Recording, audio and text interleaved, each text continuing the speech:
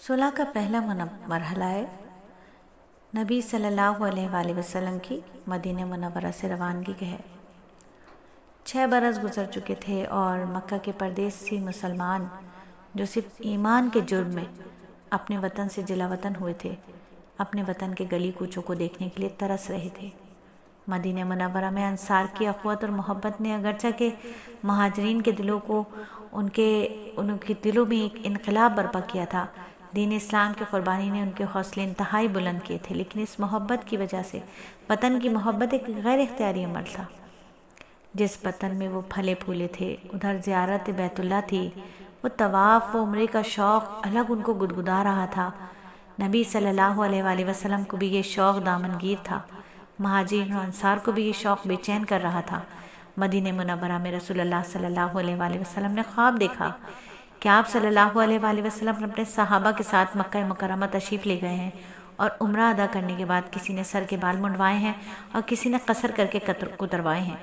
نبی صلی اللہ علیہ وآلہ وسلم نے یہ خواب صحابہ اکرام کے سامنے بیان فرمایا تو ان کے دلوں میں زیارت بیت اللہ اور شوق عمرہ کی دبی ہوئی چنگاری بھڑک اٹھی اور سب نے خیال کیا کہ اسی سال زیارت و عمرہ ہوگا۔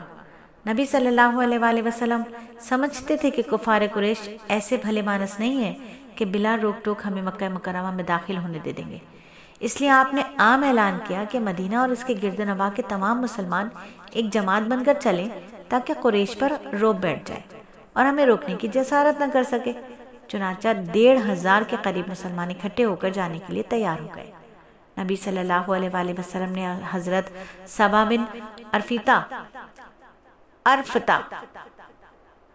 بن ارفتہ کو مدینہ منورہ میں عامل بنا کر یکم ذی القعدہ 6 ہجری کو بغرض عمرہ سفر کا ارادہ کر کے 1,500 مہاجرین و انصار کے ساتھ ذوالحلیفہ سے عمرے کا احرام باندھ لیا۔ اونٹ کے قلادے ڈالے گئے اور اتنا اسلحہ اپنے ساتھ لیا جتنا کہ ایک مسافر کو سفر میں ضروری ہوتا ہے، وہ بھی نیام میں۔ آپ کا بالکل جنگ کا ارادہ نہیں تھا، صرف عمرے کا ارادہ تھا۔ آپ نے ایک صحابی بسر بن سفیان کو بطور جاسوس آگے بھیج دیا تاکہ قریش مکہ کے حالات اور ان کی نقل و حرکت پر نظر رکھے۔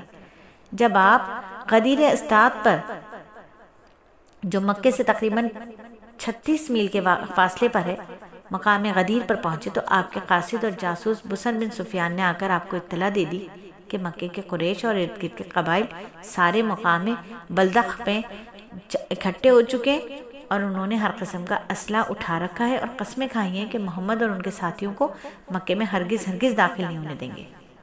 ان لوگوں نے طویل لڑائی کا ارادہ بھی کیا ہے اور خالد بن ولید کو 200 سپاہیوں کے ساتھ مقام جیش کے طور پر متعین کر دیا ہے اور آس پاس کی تمام پہاڑیوں پر اپنے جاسوس بٹھا رکھے۔ نبی صلی اللہ علیہ وآلہ وسلم نے اس صورتحال کے پیش نظر اپنے صحابہ سے مشورہ کیا تو صدیق اکبر نے فرمایا، یا رسول اللہ، ہمیں ہر حال میں عمرے کے لیے بیت اللہ میں داخل ہونا چاہیے۔ اگر کفار مقابلے میں آ گئے تو ہم لڑیں گے، ورنہ عمرہ کر کے واپس آ جائیں گے۔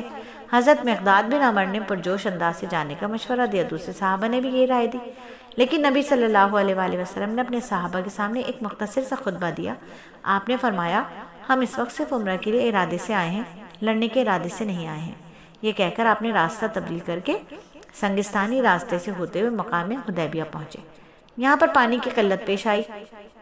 کئی مرتبہ پانی کے متعلق نبی صلی اللہ علیہ وآلہ وسلم کا معجزہ ظاہر ہوا، کبھی خشک کنویں پانی سے بھر گئے، کبھی آپ کی انگلیوں سے پانی جاری ہوا۔ بہرحال لشکر اسلام احرام کی حالت میں اونٹوں کے ساتھ حدیبیہ کے مقام پر قیام پذیر ہوا۔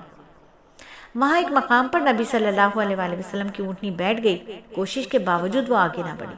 اس پر نبی صلی اللہ علیہ وآلہ وسلم نے فرمایا، اس کو اللہ تعالیٰ نے آگے بڑھنے سے روکا ہے، میں ہر اس فیصلے کو قبول کروں گا جس میں دین اسلام کے منافی کوئی حکم نہ ہو۔ یہی اشارہ صلح حدیبیہ کی بنیاد تھی اور ہر شرط قبول کرنے کے لیے ذریعہ اور سبب بنا، گویا کہ اللہ کی رضا اس وقت نہ لڑنے کی تھی، اگرچہ کہ حدیبیہ میں لشکر اسلام اور لشکر کفار ایک دوسرے کے بالکل آمنے سامنے کھڑے تھے۔